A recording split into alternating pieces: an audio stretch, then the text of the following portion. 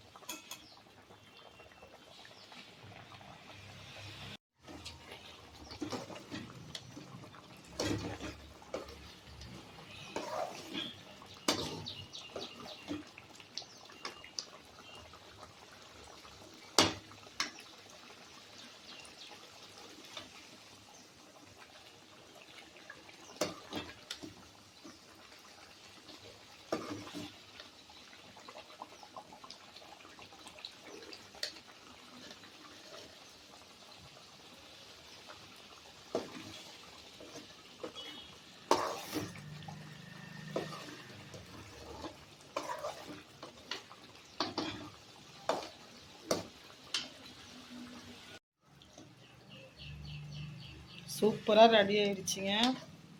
பார்க்கவே அப்படியே கோவில் பிரசாதம் மாதிரி இருக்குது. நான் வந்து இதில் வந்து கருப்பட்டி வெல்லம் தாங்க சேர்த்துருக்கேன். நான் ஆல்ரெடி வீட்டில் வந்து கருப்பட்டி வெல்லம் வச்சிட்ருந்தேன். ஸோ அதனால் வந்து நான் கருப்பட்டி வெல்லம் தான் சேர்த்தேன். அதனால தான் பார்க்கவே ரொம்ப கலர்ஃபுல்லாக இருக்குது. ஸோ கருப்பட்டி உடம்புக்கு வந்து ரொம்பவும் நல்லது. அதனால தான் நான் கருப்பட்டி வெல்லம் போட்டேன். உங்களுக்கு எந்த வெல்லம் வேணுமோ அது மாதிரி சேர்த்துக்குங்க. அவ்வளோதான் ஃப்ரெண்டு. சூப்பராக இனிப்பு, காரம், புளிப்பு சேர்ந்த மாதிரி மாங்காய் பச்சடி ரெடி ஆயிடுச்சு. கண்டிப்பாக நீங்கள் ட்ரை பண்ணுங்கள்.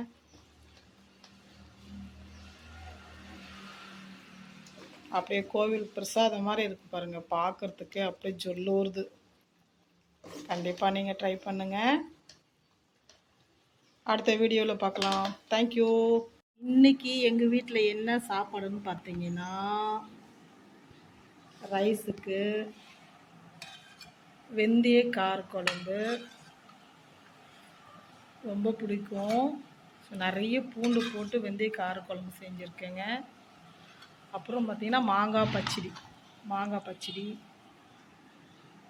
வாங்க சாப்பிடலாம். நான் சாப்பிட போகிறேன்.